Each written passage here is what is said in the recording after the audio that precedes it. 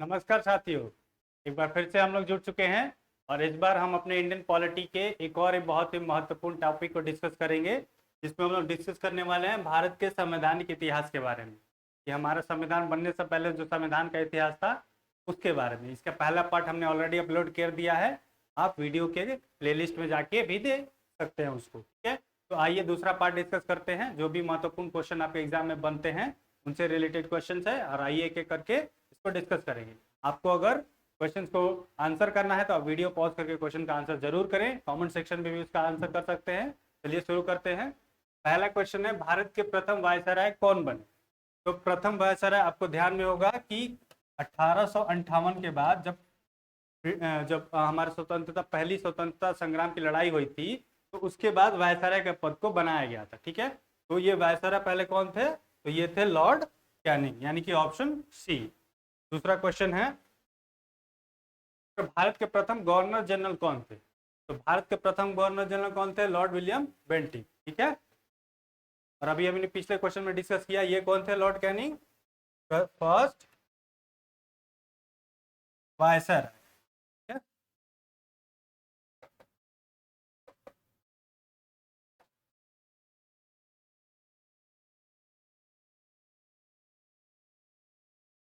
First viceroy, first viceroy थे Lord Canning, पहले question में हमने देखा था। दूसरा क्वेश्चन हम लोग देख चुके हैं। तीसरा क्वेश्चन है हमारे पास, किस एक्ट के माध्यम से गवर्नर जनरल का पदनाम वायसराय कर दिया गया? तो अभी अभी मैंने पहले क्वेश्चन में ही बताया था कि गवर्नर जनरल को वायसराय एक्ट ऑफ 1858 के तहत किया गया था। एक सेकेंड रुक जाइएगा। चलिए चौथे क्वेश्चन की ओर बढ़ते हैं। चौथा क्वेश्चन है, कौन सा सत्य नहीं है? ठीक है, तो है कैबिनेट मिशन, संविधान सभा का गठन, साइमन कमीशन, भारत का विभाजन, भारत सरकार अधिनियम 1935 में स्वशासन, मार्ले मिंटो सांप्रदायिक प्रतिनिधि। पूछ रहा है कौन सा सत्य नहीं है, ध्यान दीजिएगा वर्ड। पूछ रहा है कौन सा सत्य नहीं है। ठीक है, सत्य नहीं है। तो कैबिनेट मिशन, संविधान सभा का गठन, ये तो सत्य है। ठीक है, और साइमन कमीशन, भारत विभाजन, ये असत्य है। मतलब ये सत्य असत्य है, मतलब ये पूछ रहा है कौन सत्य नहीं, तो यही हमारा आंसर हो जाए। ठीक है, बाकी ये जो तीनों हैं ए सी डी, ये सही सुमेलित की हैं। मतलब भारत सरकार अधिनियम 1953 में 35 में स्वशासन आया था, मॉर्ले मिंटो सांप्रदायिक प्रतिनिधित्व का बात करता था। ठीक है, पांचवा क्वेश्चन है हमारे पास, किस अधिनियम के तहत ईस्ट इंडिया कंपनी के शासन हेतु पहली बार लिखित संविधान प्रस्तुत किया गया? तो कह रहे हैं जब ईस्ट इंडिया कंपनी का शासन चल रहा था तो पहली बार लिखित संविधान ईस्ट इंडिया कंपनी के लिए कब प्रस्तुत किया गया था? बताइए जो दोस्तों जल्दी से। तो ये था रेगुलेटिंग एक्ट 1773। आगे बढ़ते हैं। छठा क्वेश्चन है, रेगुलेटिंग एक्ट कब पारित हुआ था? तो अभी अभी मैंने बताया 1773 में रेगुलेटिंग एक्ट पारित हुआ था। ठीक है, क्वेश्चन को अटेम्प्ट करते रहिएगा। इस अधिनियम की प्रमुख विशेषता प्रांतीय स्वायत्तता थी। ठीक है, मतलब पूछ रहा है कि जो स्टेट्स को ऑटोनॉमी दिया गया वो किस एक्ट के तहत दिया गया? ठीक है, क्या 1909 था, 1919 था, 1935 था, या इनमें से कोई नहीं? तो ये था 1919, एक्ट ऑफ 1990, जिसको हम लोग मॉन्टेस्क्यू चेम्सफोर्ड रिपोर्ट के नाम से भी जानते हैं। ठीक है, 8 नंबर है, निम्न में से किस एक अधिनियम ने भारत में संघीय शासन व्यवस्था दी थी? संघीय शासन व्यवस्था कौन से एक्ट ने दी थी? 1947, 35, 1909, ये 1900 नहीं है, ये है 1919। ठीक है, आप बताइए 1909, 1919, 1935 या 1947? क्वेश्चन नंबर 8 का आंसर तो ये है, संघीय शासन व्यवस्था की जो बात की गई थी वो 1935 के कानून में किया गया था दोस्तों। ठीक है, ये 1909 में सांप्रदायिकता की बात की गई थी, यहाँ पे 1919 में विभिन्न लोगों को वोट देने का भी बात किया गया था। और इसी को मॉन्टेस्क्यू चेम्सफोर्ड रिफॉर्म के नाम से जानते हैं, और इसको मॉर्ले मिंटो रिफॉर्म्स के नाम से जानते हैं। और ये भारत सरकार अधिनियम 1935 है, और ये तो स्वतंत्रता अधिनियम सबको पता ही है। 9वां क्वेश्चन है, महिलाओं को वोट देने का अधिकार पहली बार किस अधिनियम में? तो अभी अभी जस्ट मैंने पिछले क्वेश्चन में बताया, ये एक्ट कौन था? ये था 1919 का एक्ट, जिसमें महिलाओं को पहली बार वोट देने का अधिकार दिया गया। 10 नंबर है, किस अधिनियम में भारत को ब्रिटिश अधिकृत भारत कहा गया?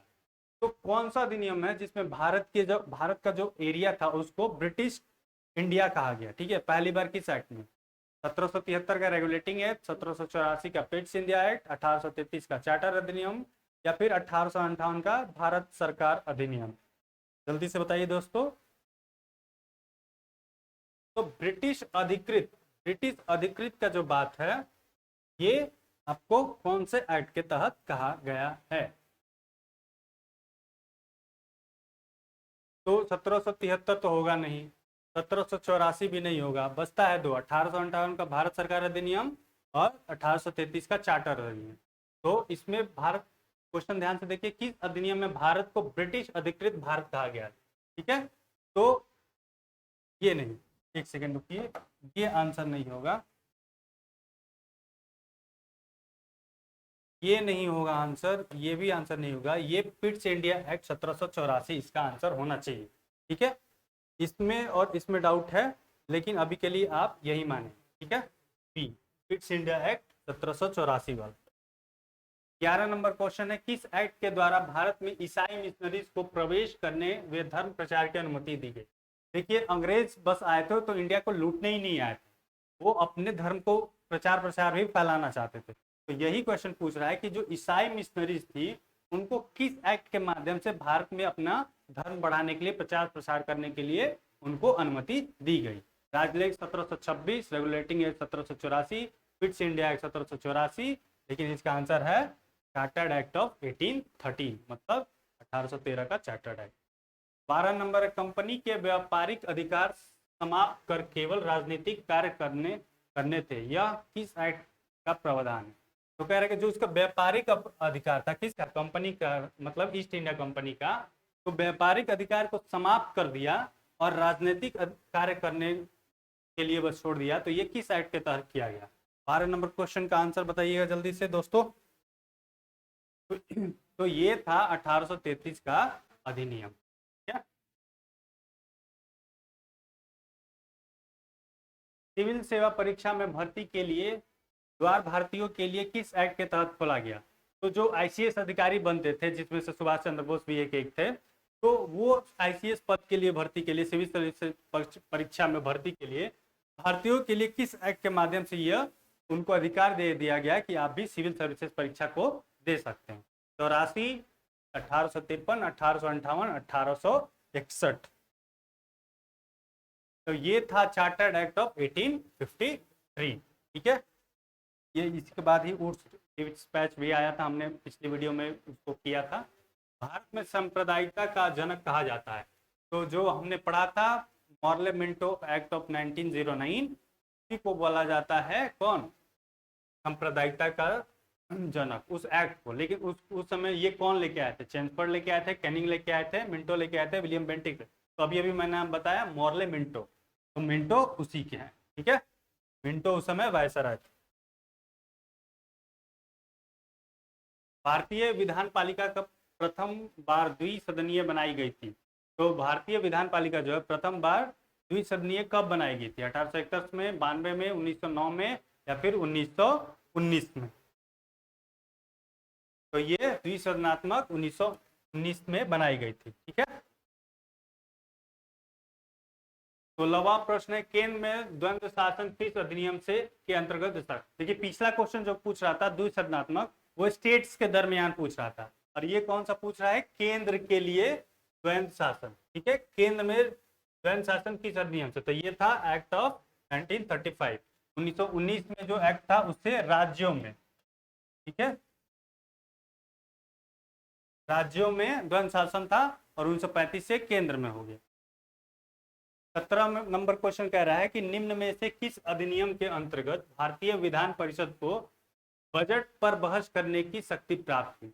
मतलब जो बजट इंट्रोड्यूस होता था तो भारतीयों को उस पर पहले जो ये था बहस करने की भी अनुमति नहीं थी, लेकिन किस एक्ट के माध्यम से ये इनको अनुमति दे दी गई थी? बताइएगा दोस्तों। तो ये था हमारा ऑप्शन नंबर बी, यानी भारत परिषद अधिनियम 1892। इस पे बजट पर चर्चा करने के लिए भारतीयों को अधिकार दे दिया गया था। 18 नंबर है, निम्न में से किस एक अधिनियम ने भारत में संघीय शासन की व्यवस्था दी?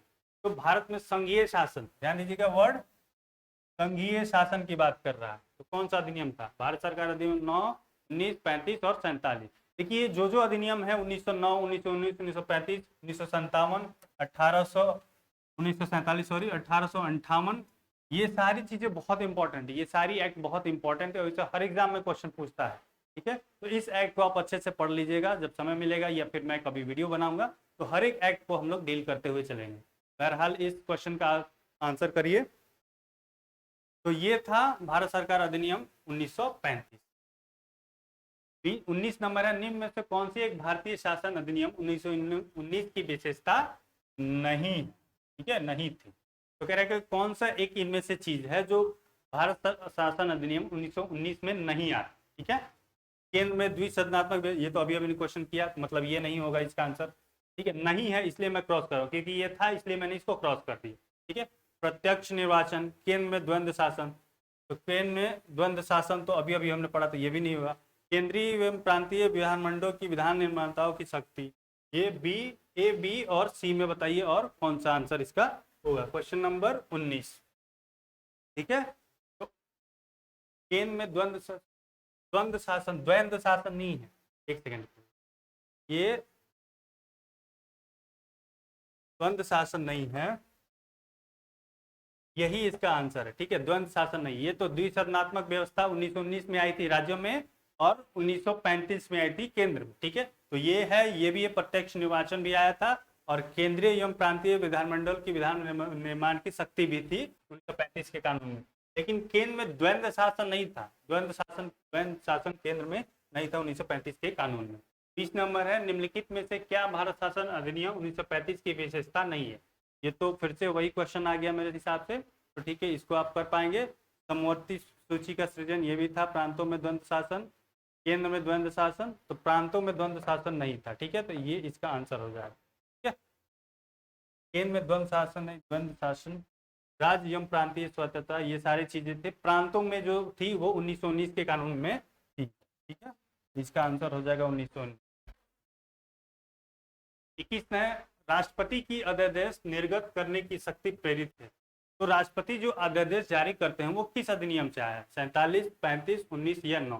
तो इसका आंसर है भारत सरकार अधिनियम 1935। Question number 21।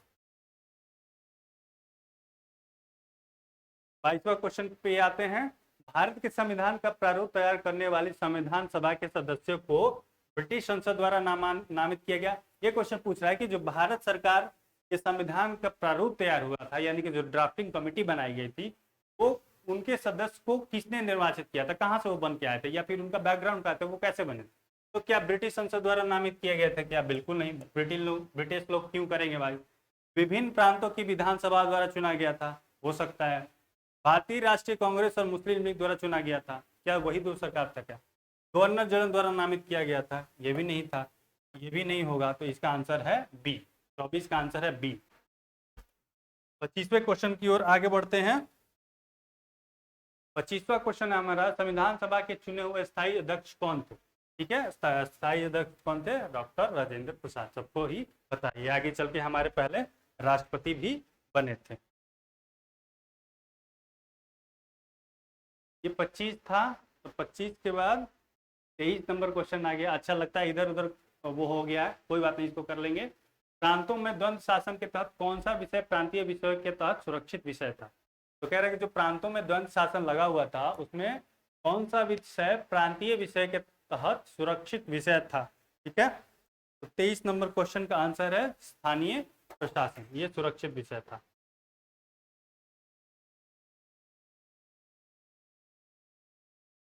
क्वेश्चन इधर उधर हो गया है, लेकिन फिर भी कोई बात नहीं, इसको करते चलेंगे।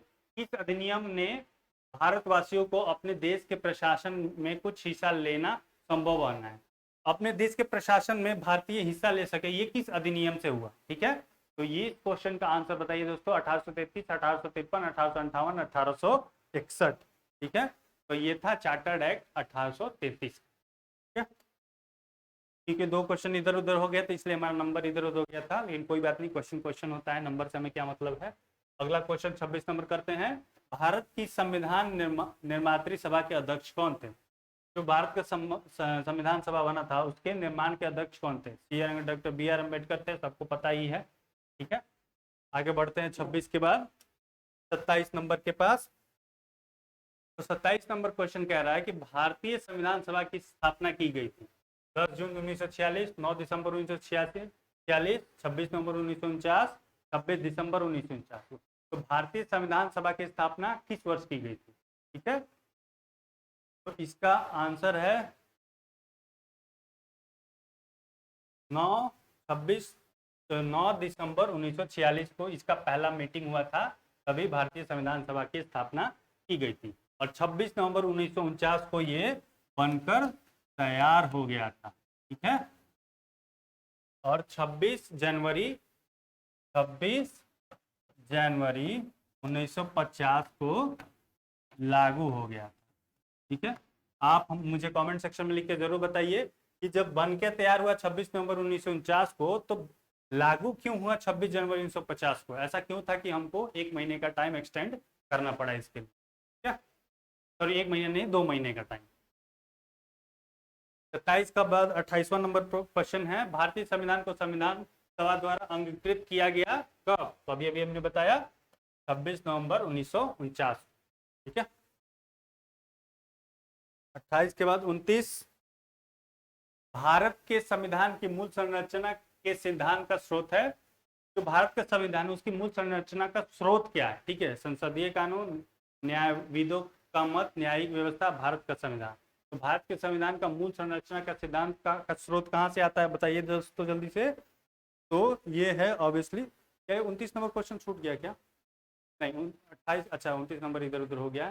तो 30 नंबर ये क्वेश्चन है, 30 का इसका आंसर है न्यायविदों का मत। ठीक है,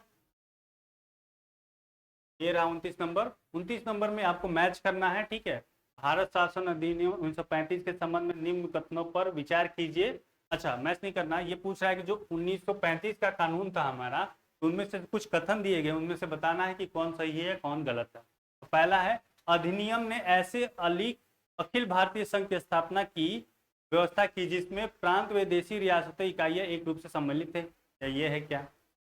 अधिनियम ने केंद्र व इकाइयों के मध्य शक्तियों का विभाजन 2 सूचियों, संघीय सूची और प्रांतीय सूची में किया सकता है। देखिए आप बताइएगा। अवशिष्ट शक्तियां गवर्नर जनरल को दी गई। ठीक है, गवर्नर जनरल को अवशिष्ट शक्तियां भी प्रदान की गई। 29 का आंसर बताइए जल्दी से दोस्तों। तो इसमें क और द दोनों सही है, यानी कि द सही है और द सही है, यानी कि ब गलत है। तो 29 का ऑप्शन डी होगा। 31, देखिए क्वेश्चन इधर उधर हो गया, कोई बात नहीं है, लेकिन क्वेश्चन करते चलेंगे। प्रथम संविधान दिवस कब मनाया गया बताइए? प्रथम संविधान दिवस कब मनाया जाएगा? 26 जनवरी 1950 को, 26 जनवरी 2016 को, 26 नवंबर 2015 को, 26 नवंबर 1949 को। मैं समझ सकता हूँ कि आप ये दो ऑप्शन तो इलिमिनेट कर ही देंगे। 26 नवंबर 1949 को या 26 जनवरी। प्रथम संविधान दिवस 26 जनवरी 1950 को मनाया जाएगा, क्योंकि इसी दिन ये लागू हुआ था। इस दिन तो वो बनकर तैयार हो गया था, लेकिन लागू हुआ था 1950 के दिन। ठीक है,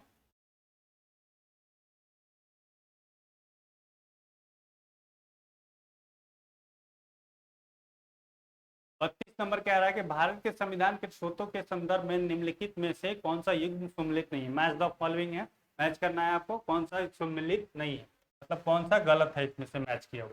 कानून निर्माण की प्रक्रिया ग्रेट ब्रिटेन से ली गई है, ये हमने संविधान के स्रोत वाले वीडियो में कर रखा है, आप जाके वीडियो सेक्शन में देख सकते हैं। ठीक है, राजनीति राज्य के नीति निर्देशक तत्व आयरलैंड से लिया गया है, न्यायिक प्रणाली संयुक्त राज्य अमेरिका से लिया गया है, और संघात्मक सरकार स्विट्जरलैंड से लिया गया है।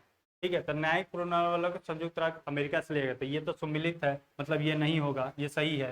राज्य के नीति निर्देशक तो आयरलैंड से लिया गया, ये भी सही है, मतलब ये भी नहीं होगा। कानून निर्माण की प्रक्रिया ग्रेट ब्रिटेन से ली गई है, तो ये भी सही है, मतलब ये भी नहीं होगा। तो इसका आंसर हो जाएगा ऑप्शन डी। तो 32 नंबर क्वेश्चन का आंसर है ऑप्शन डी। और इसी के साथ ये हमारा आखिरी क्वेश्चन था, तो क्वेश्चन खत्म होता है। और अगर आपको इस सारे क्वेश्चन में कहीं भी डाउट होता है तो कमेंट सेक्शन में लिख के जरूर बताइएगा। साथ ही साथ जो भारत के गवर्नर जनरल वायसराय से संबंधित सारे प्रश्न थे, उसका 2 पार्ट में हमने वीडियो बना के दे दिया है आपको, आप नीचे जाके भी देख सकते हैं चैनल में हमारे। और इसी के साथ हम इसको समाप्त करते हैं, और आपका बहुत बहुत धन्यवाद। Thank you.